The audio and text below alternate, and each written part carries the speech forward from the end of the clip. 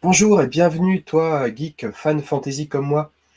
Et on va parler aujourd'hui effectivement de la fantasy. Donc j'ai déjà créé plusieurs vidéos pour toi sur la fantasy. Notamment, j'ai parlé de différentes œuvres, j'ai parlé aussi de jeux de rôle parce que je suis MJ, je suis maître de jeu, j'adore un jeu de rôle, Donjons et Dragons notamment. Donc tu vois ma magnifique collection ici. Tu vois, j'ai quasiment tous les livres de la 5e édition.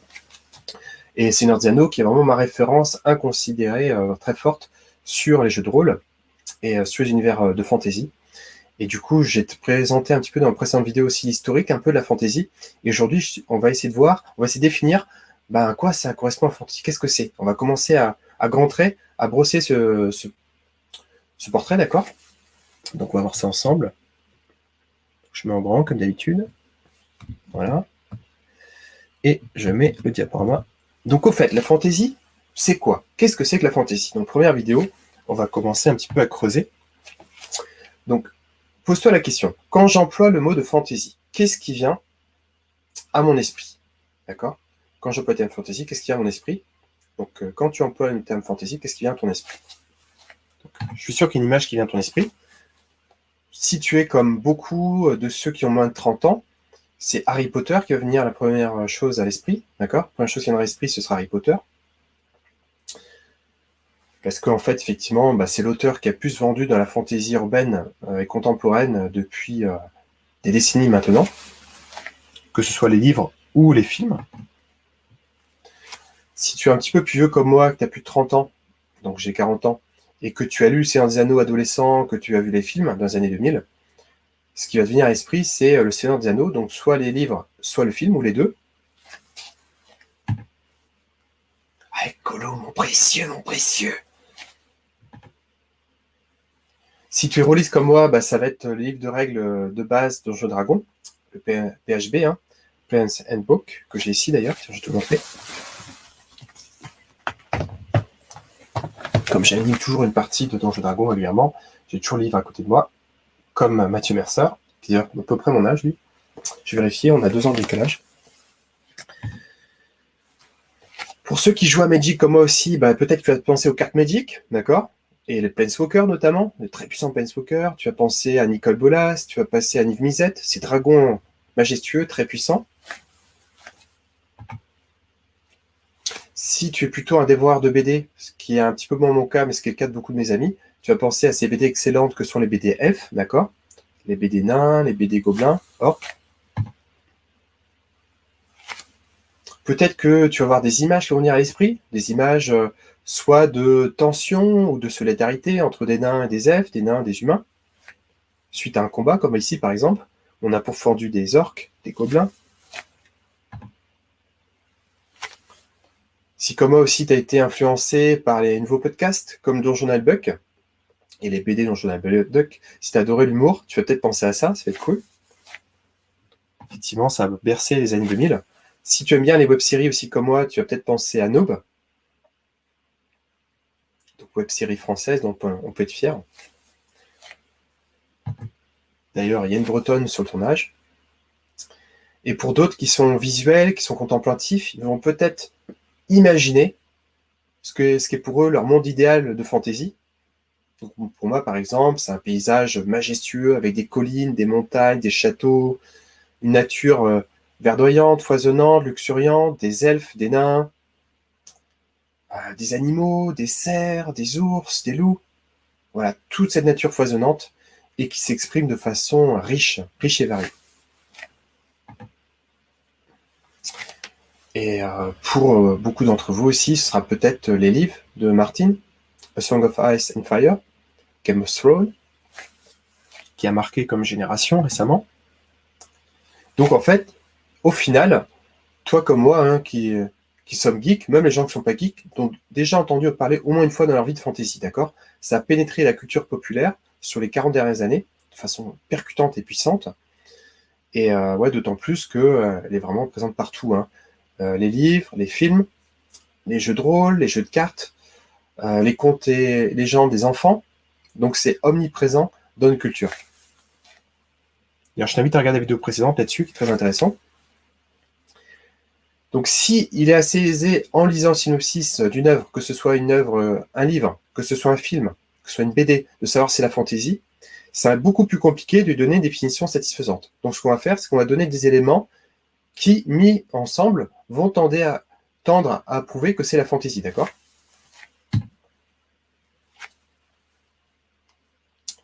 Et on va s'appuyer sur mon expérience, mes 40 ans d'expérience, sur les travaux de recherche, sur la magnifique exposition Fantaisie qui était dédiée à Tolkien il y a 2 ans, à la BNF, la Bibliothèque nationale de France. Donc Tolkien, voyage en terre du milieu. Malheureusement, j'ai pas pu pour raison financière y aller, mais si tu y es allé, n'hésite pas à mettre en commentaire ce que tu as vu, ce que tu as ressenti face à cette magnifique exposition de la BNF.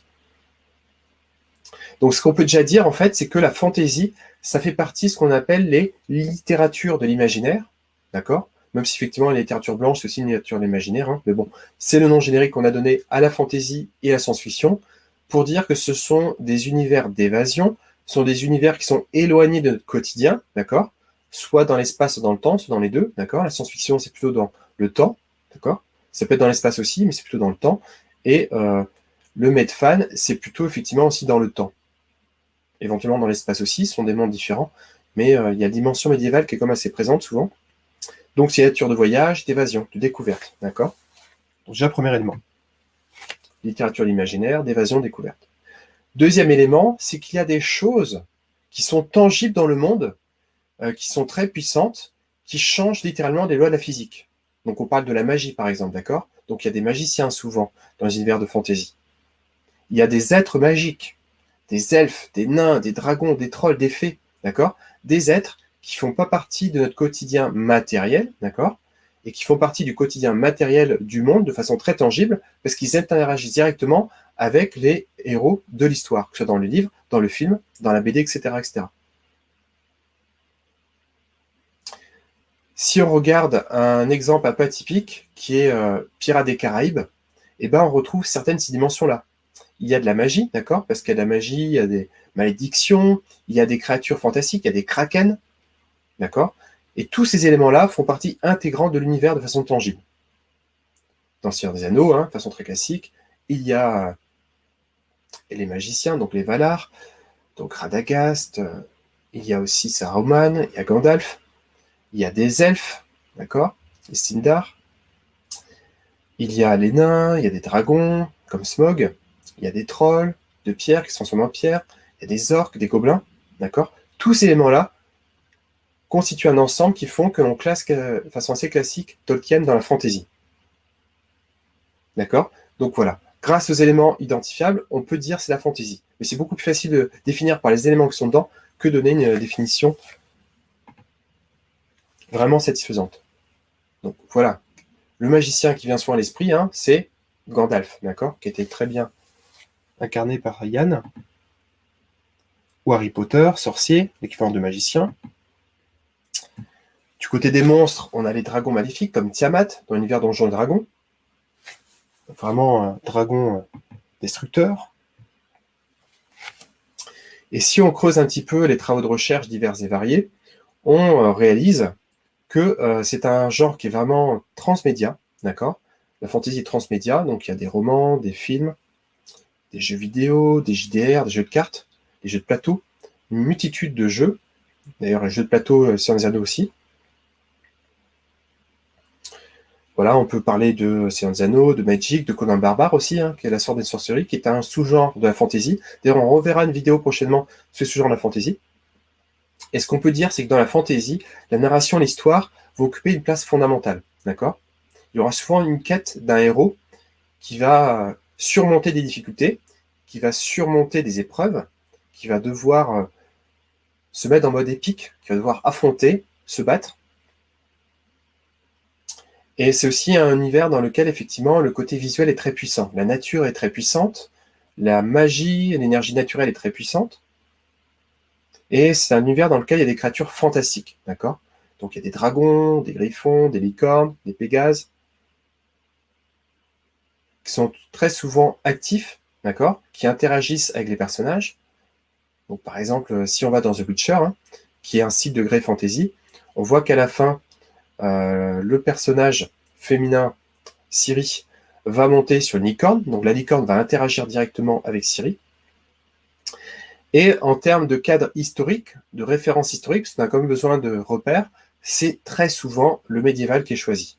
Pourquoi? Parce que c'est une période sur laquelle on n'a pas tant que ça d'informations que ça, d'accord? Il y a quelques écrits qui restent, mais ils ne sont pas majoritaires. Et d'autre part, c'est une époque pendant laquelle il existait encore de vastes forêts, c'est la fin des grandes forêts européennes, hein, avant qu'elles soient décimées par les paysans, sous l'impulsion des notables locaux, des seigneurs. Et c'est une période, effectivement, où les sorcières existaient encore, où les magiciennes existaient encore, avant qu'elles soient pourchassées par l'Inquisition. Mais ceci dit, on peut avoir de la fantaisie urbaine, d'accord? Fantaisie contemporaine qu'on a dans Harry Potter. On peut avoir de la fantaisie maritime ou historique, comme on a dans Pirates des Caraïbes, d'accord? Donc c'est pas systématique, mais en général, c'est vrai que c'est médiéval qui est privilégié. Donc, petite illustration pour vous dire effectivement quelle peut être la manifestation puissante de la magie, les boules de feu, d'accord? Très puissante boule de feu qu'on a dans Donjons et Dragons, qui est vraiment le sort offensif par excellence, très puissant, que l'on retrouve aussi dans les jeux de Terre des Milieux. D'ailleurs, mon premier magicien a lancé une boule de feu de ses premières fois au début de partie, et du coup, il a raté son sort. Il a blessé ses amis. Donc, c'est un sort qui est omniprésent, qui est très puissant, et qui est vraiment le symbole de ces magies. Et assez souvent, la vision que l'on a du médiéval, dans le médiéval fantasy, donc la fantasy d'inspiration médiévale, qu'on va dire, c'est une vision un peu idyllique, romantique, loin de la dureté du quotidien médiéval. Donc souvent, d'ailleurs, c'est inspiré du mouvement romantique, d'accord? La fantasy, on l'a vu dans la précédente vidéo, c'est largement inspiré du mouvement romantique, de Caspar Friedrich à tous ces romantiques que l'on a, comme chez nous, Chateaubriand,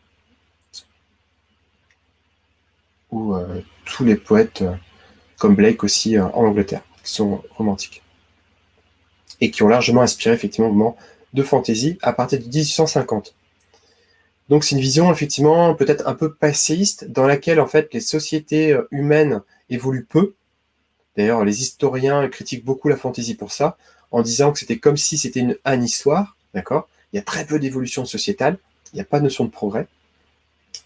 Donc c'est une période historique anhistorique quelque part, dans laquelle l'humain était en relation plus fusionnelle, plus proche à la nature. Et c'est peut-être pour ça qu'il y a un renouveau de la fantaisie de nos jours, puisque nous vivons dans des environnements de plus en plus déconnectés de la nature, et nous avons besoin, ne serait-ce qu'en penser, de nous reconnecter à ces natures. D'ailleurs, si on ne fait pas, la nature se rappelle à nous par des virus, comme le virus qu'on a actuellement, et la pandémie qu'on a actuellement. Et enfin, dernier point sur lequel je souhaite insister, c'est qu'effectivement, dans la fantasy, on a des spectacles majestueux.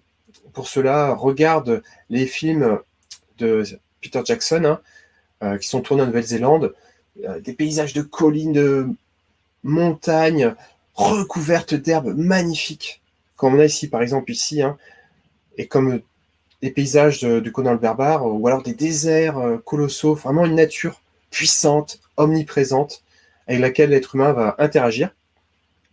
Donc une nature dangereuse, mais aussi très, très opulente, mais aussi très dangereuse, d'accord, mortelle. Comme les araignées géantes d'un Seigneur des Anneaux. Et du coup, c'est la fin de cette petite vidéo, tu vois. Donc j'espère que ça t'a plu, cette petite vidéo d'introduction sur ce que c'est que la fantasy. J'espère que tu as des idées un peu plus claires dessus. Donc n'hésite pas à commenter sous la vidéo. Et like, commente et souscris à la chaîne, mets sur les notifications, d'accord? Parce que je sors régulièrement des éléments sur la fantasy, donc des mini-cours, des vidéos, mais aussi des méditations en lien avec la fantasy, puisque ce week-end, c'est pas plus tard que demain, je lance la première méditation en Terre du Milieu. Donc je te dis à très bientôt, je te fais un gros bisou, je t'aime et à très bientôt. Merci d'être resté jusque-là, gros bisous.